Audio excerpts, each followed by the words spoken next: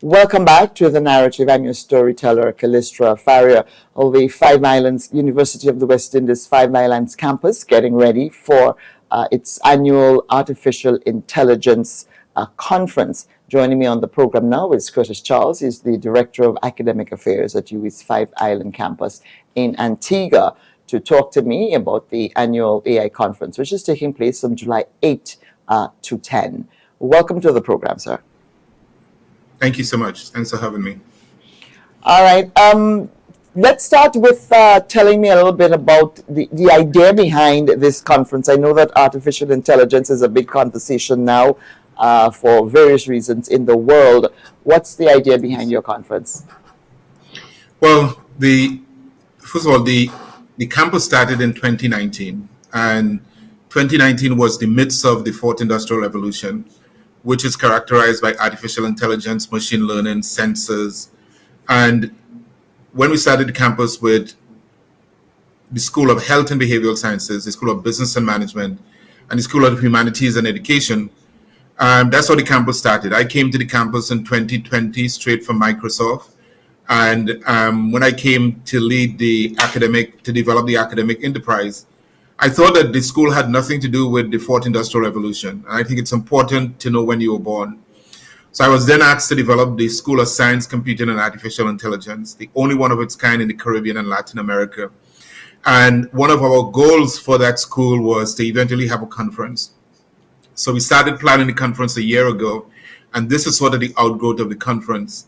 The idea behind the conference is very simple. For my years in the US, I know that there are many Caribbean nationals who are leaders in tech around the world.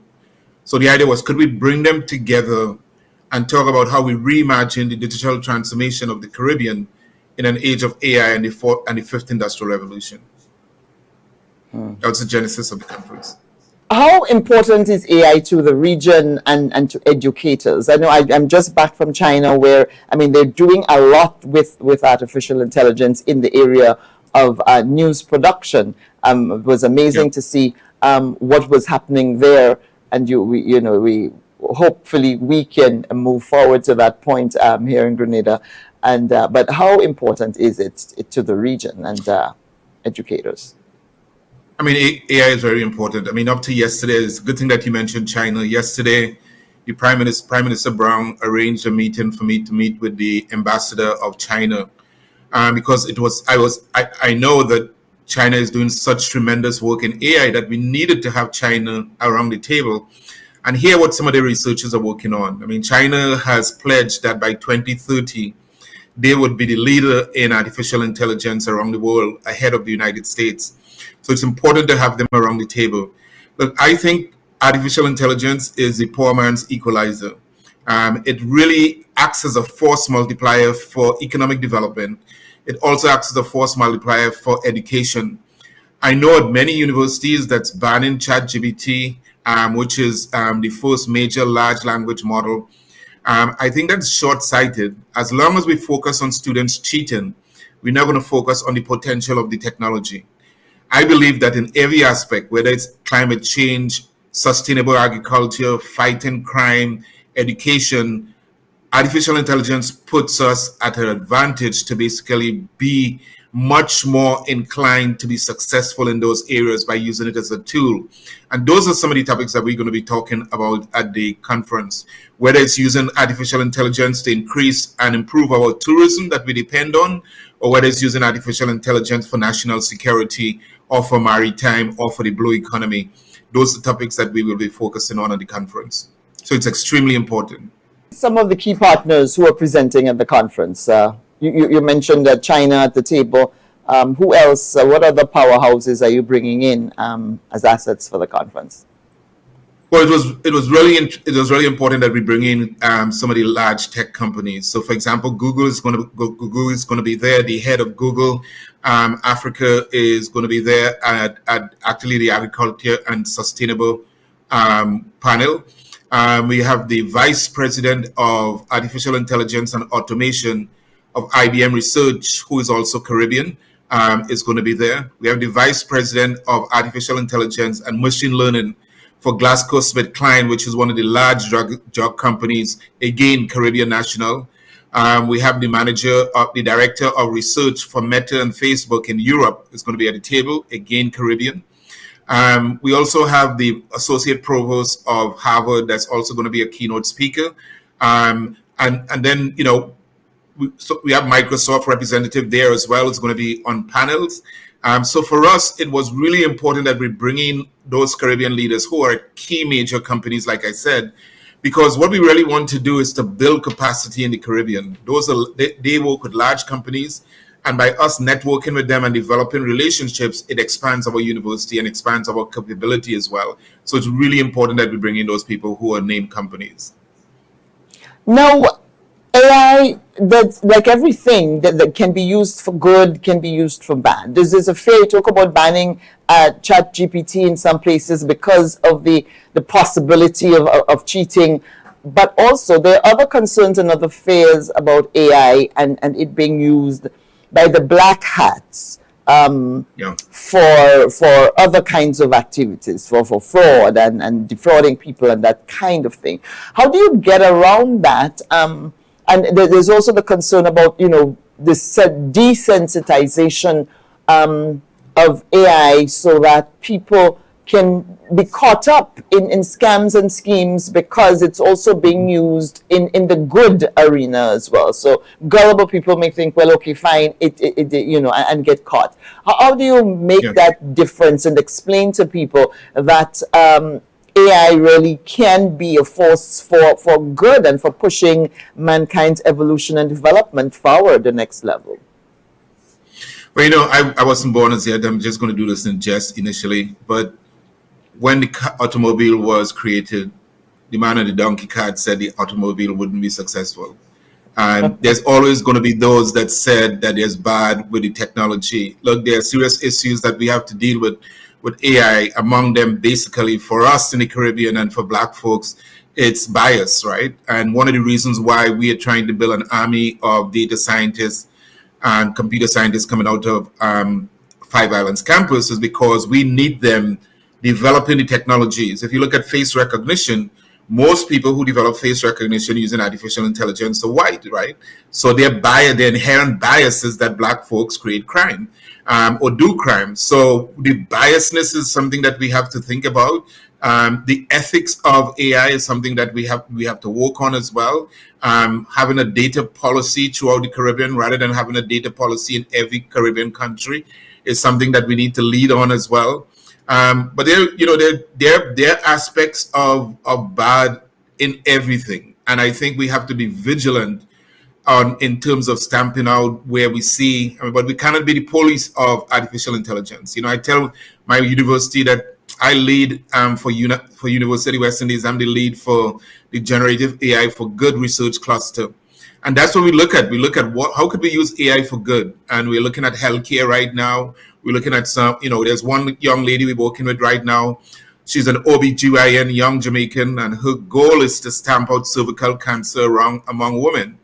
So she approached us, and now she's working with 4 AI specialists from the 5 campuses on how we could use artificial intelligence to accelerate the stamping out of cervical cancer among women, and using big data analytics to look at how the patterns and trends of women and how that is moving so that we could make decisions. So AI is really a decision-making tool. And I think there's more good than there's evil for us. And I think especially in the Caribbean, we cannot afford for this revolution, this industrial revolution, to miss us. So what we're trying to do at Five Island campus, although we're very small, and as the Jamaican says, we're little but we talawa. I mean, we're the smallest campus among the University of the West Indies. We started with 174 students in 2019. We are up to almost 2,000 students. We are one of the smallest islands in the Caribbean, in Antigua and Barbuda. And we are trying to lead this effort in terms of artificial intelligence, because you don't have to be large to lead this effort. We think that we have brought together a large interdisciplinary, diverse group of subject matter experts who want to continue this effort after the conference. And I think that is what is important in bringing Caribbean nationals together.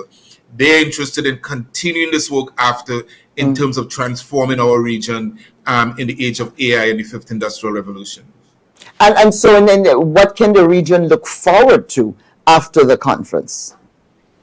Yeah, so after the conference, our goal is to develop a roadmap, an AI roadmap that will help governments develop policies for artificial intelligence, that will help government in improving their industries, whether it's tourism or whether it's national security. So we hope to be this resource for force that basically is centrifugal, in a sense that the governments will have one source in terms of looking at the subject matter experts that came together for this conference, that we could help them in terms of consulting, in terms of helping them move the agenda forward in aspects of AI that they don't know. So for example, many governments in the Caribbean has to deal with achieving the sustainable development goals. Many of them may choose one or two sustainable development goals. We could show them how artificial intelligence could be a force multiplier to achieving those sustainable development goals. So we will continue to be a resource, because the group of folks that got together, the group of subject matter experts that's going to be in Antigua from the 8th to the 10th, they are dedicated Caribbean nationals who are leaders in AI, as well as allies who want to move with us forward. So we are going to be a source for a roadmap, but we're also going to be a source for information as well as consultancy as well with governments. Now, we have a lot of conferences in the Caribbean. We talk about a lot of things, and we're hopeful. We have the vision, we see the possibilities, but still we continue to not necessarily be world leaders in a lot of areas. And sometimes you hear people say, well, it's because of resources and capacity.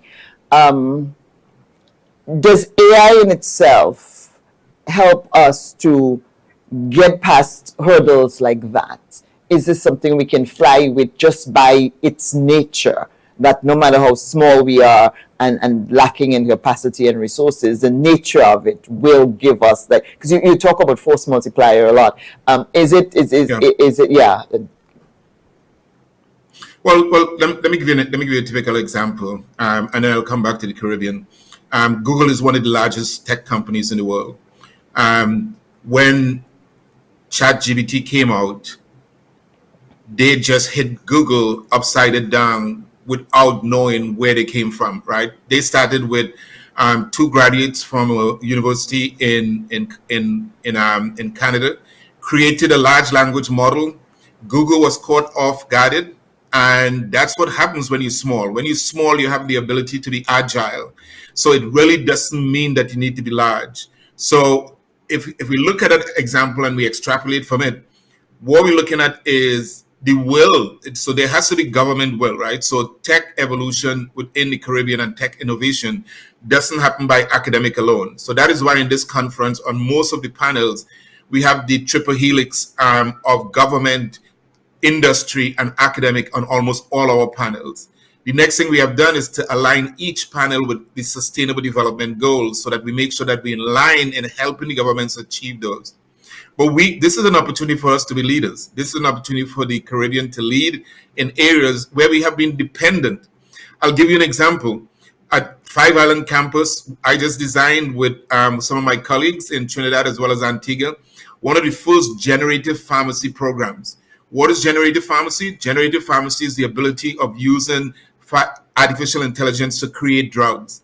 If you realize what happened within COVID, before COVID, we were told that any drug, the reason why drugs were expensive is because it takes 10 to 12 years and it's very, very expensive to do that. Well, within COVID, we had a drug in 2 years. The only way they did that was using artificial intelligence. So when we saw that many of the large drug companies were developing artificial intelligence industries in-house.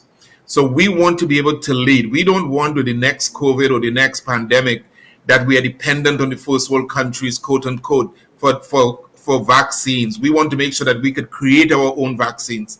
The example I give all the time is, marijuana plant has almost 100 different enzymes that we could basically manipulate and create drugs and repurpose drugs.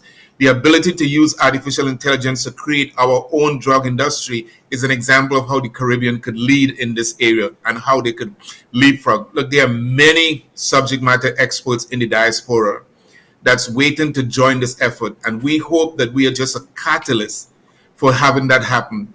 almost everyone that we invited to the conference said, Dr. Charles, you know what? I always wanted to do that. We always wanted to do that. So now we're bringing them together. Our next goal is to connect with the diaspora and make this much larger than it is right now. Now, crime it's the big monster in the room of the Caribbean. We're struggling, we're battling Yes. with that. Where people talk about, we're at the transshipment point in the region where we're located. Guns are being smuggled, our people are at risk, there's fear, national security. Yes.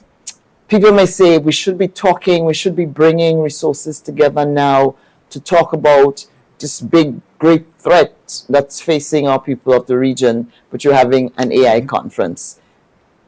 What to those who may ask a question like that, what would be your response? Why Well, crime? Why AI, not crime? yeah, great question. I mean, we purposely have a panel on cybersecurity. We purposely have a panel on crime and national security. I mean, for somebody who grew up who spent most of my life in the U.S., the word national security is heard probably almost every day. I've been in Caribbean for 4 years, and I think I probably heard the word national security once. It is important that we use all our technologies to make sure that our countries are fortified. But let me give you an example of how we could use AI in crime development. I'm not going to say the country, but it's a country that I'm familiar with. I did what is called a scatter plot. It's using artificial intelligence and collecting data on crime of the past 5 or 6 years. And what a scatter plot allows us to do is to see where the crime is existing in the country. When we did a scatter plot, we were able to show where crime was beginning, and we were able to show where crime was basically large areas.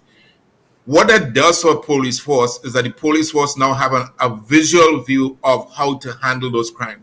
But also the medical field know that there are going to be crimes and shooting within those areas.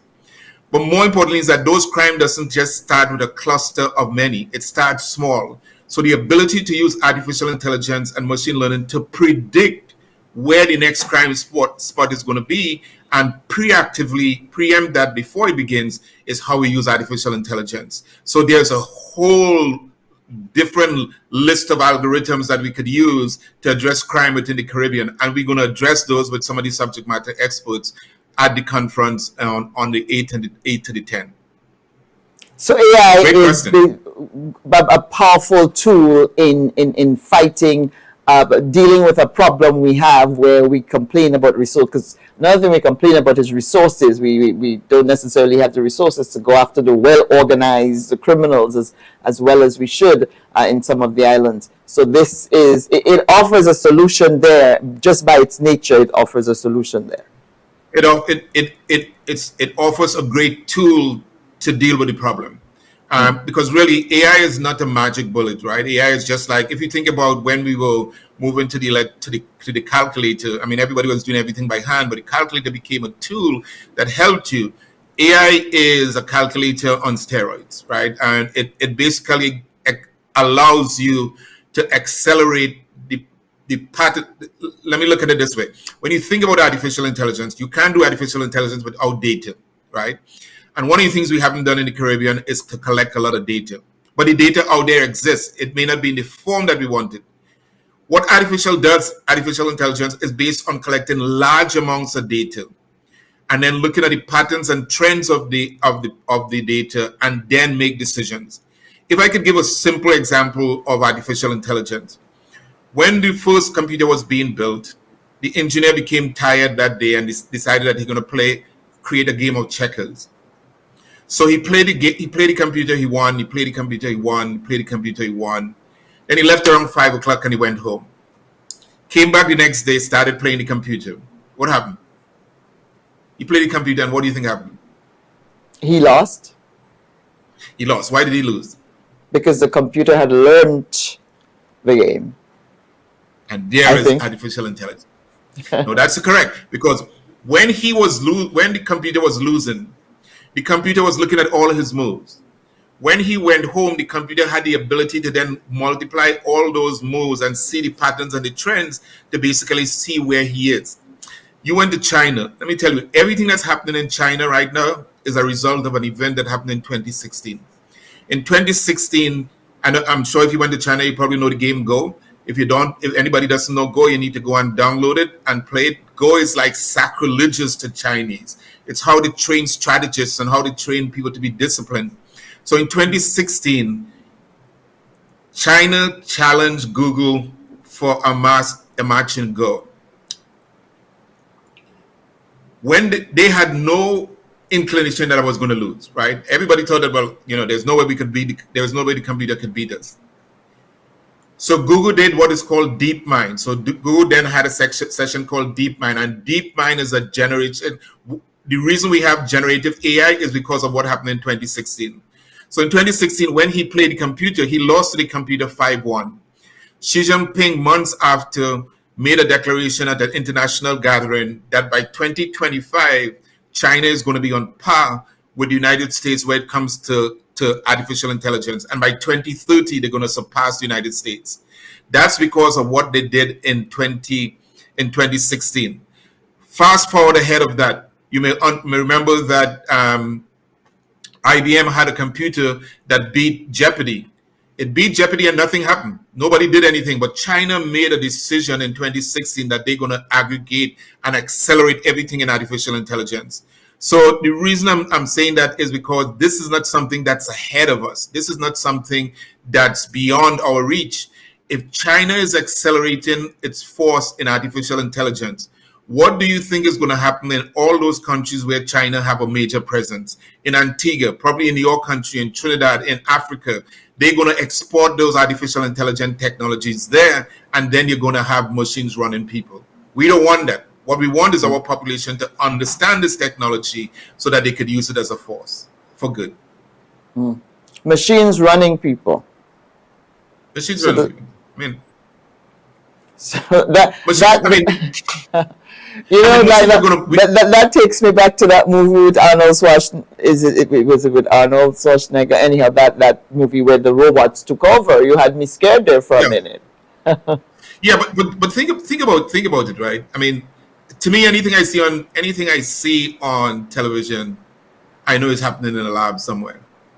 I mean, it's happening in a lab. Somebody's doing the research on it, and the reality is, people are going to be replaced by automation, right? I just came from a conference in the US, and I stopped by a gas station, which normally had attendants, and I could have walked in the gas station. Nobody, zero. Everything was automated.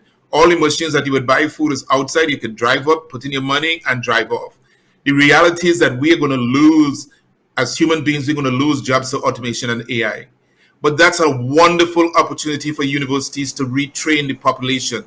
And if you retrain the population, according to the Prime Minister of Antigua, if you retrain the population, then they could obviously, or in the long run, have more jobs than we had before, because we're retraining them in technologies that didn't exist before.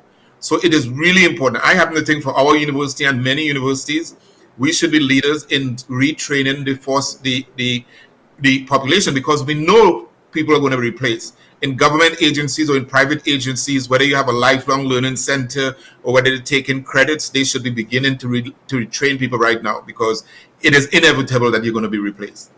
I have a signature. Go ahead. Go ahead. Yeah, I'm saying I have a signature on my email that says, AI is not going to replace you, and I put in parentheses, not now. But someone using AI is definitely going to replace you. Someone using AI is definitely going to replace you. And I think that's how we have to look at this technology.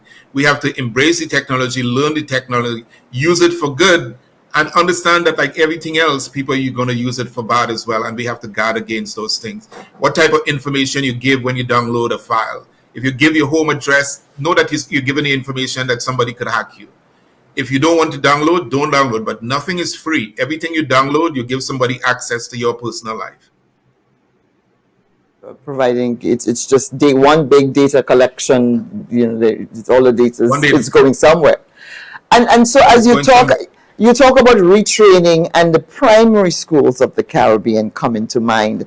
I mean, we're not even in Grenada, for instance, we're woefully behind in technology. It's one of the things that my children struggled with because they did not have any exposure to any kind of technology of the of the level that we're moving forward now in the primary schools. One has gone on to secondary school. He's in the first form, and still nothing of Yeah. note. And so they would like to move forward at a faster pace. So we're looking for Yes. avenues outside of the school system for them to get exposure to technology. My son wants to code. I don't know if coding is still a thing, but he keeps telling me about that. Yeah. But it's not there. How do we retrain people? How do we get them ready for this changing world when even our biggest training grounds, which are our primary and secondary schools, are not with it? We've got to wait until university to even begin to do that, get exposure to that level of technology. How do we get Well, to where you would like us to go when we're still at that stage? I would like to tell you that even primary and secondary school is too late. You know the book, Everything You Learned in Kindergarten. The most formidable years of our children is in kindergarten, but we have the least qualified people with them at those age.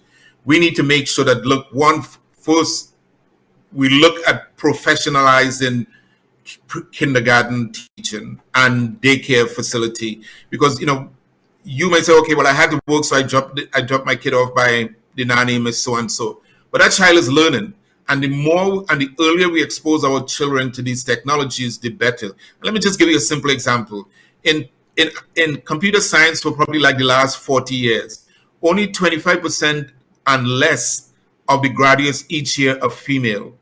I mean, we need more female making decisions in technology. Now think about that. 75% of men, 75% of the technologies are created by men. And we can do something about that. Why could we do something about that? Next time you see your little granddaughter, your daughter playing with some computers or some trucks, don't tell her go and play with the doll, right? Because she is in that stage, she is basically trying to figure out how this thing works together. So I think there are things that we could do as parents. We can't wait on the school system to expose our children to the technologies. We have to be the leaders as parents to expose our children to those technologies and get them to the type of summer camps that basically have those things. It may not be in your community. You may need to travel abroad to do it, but however you have to get your children to do it. One of the things that we have a pivotal panel on how we reimagine education in the Caribbean. Look, the last CSEC, I think it was 40% of our students passed math. We can go anywhere with artificial intelligence if 40% of our students are passing math. We need to be much higher than that. So how are we going to do that? We need to have better trained teachers in front of the classroom. I spent most of my adult years in the US. So when I came here and understood that you didn't have qualified teachers into the classroom, I was appalled. I mean, I was just like, how could you have somebody that's not qualified in the classroom? That's just a body in the classroom. So we have to basically rethink how we train our students to think critically, to think whether it's triactic, whether they could think by, students learn, some students learn analytical, some students learn practical, some students learn by basically synthesizing information. The reality is that we have to get people trained in front of the classroom to teach our children. And from that sense, when we get them at the university level, we get something to work with. We can't get nothing to work with when we go at the university level, because this technology has to be embedded in part of our being, not necessarily to control us, but to make sure that we use it effectively. As we wrap up, my final question to you: the attendance at the conference, is this going to be a face-to-face, or would you have the online option and the face-to-face option? Can I log in from Grenada and attend? You can log in from Grenada. As a matter of fact, we have an online option. And if you go to 5islandsaiconference.com, you would get access, and it will show you how you could pay for the conference. It's 5islandsaiconference.com. 5islandsaiconference.com. All right. And if I may say, as we end, my grandmother, who has passed several years ago, would be proud of this interview. My grandmother was from Grenada, Tuvalu. Oh, you're one of those Grenadians who decided to go elsewhere I interview a lot of them on the narrative. There's always someone whose grandmother was from the wonderful nation of Grenada. My son, And I we have to visit. welcome you. I have to visit. Thank you. You Thank know, you. you Thank you you. should you should visit Grandlands Beach and Oil Down a week too. All Yes. right. All right. All All right. I'll right. take you up on that. All right. Thank you All so much right. for joining me on the narrative. Curtis Charles, Director of Academic Thank you. Affairs at the University of the West Indies Five Islands campus in Antigua. And good luck with your first Thank you. annual AI conference in July. This is The Narrative. I'm your storyteller, Callistra Farrier. More when we come back. Up next, Brian Grimes, president of Grenada's Public Workers Union, is taking on the government because he says it appears they're going back on a promise to regularize all of his members in the public service. We'll get right into it after this.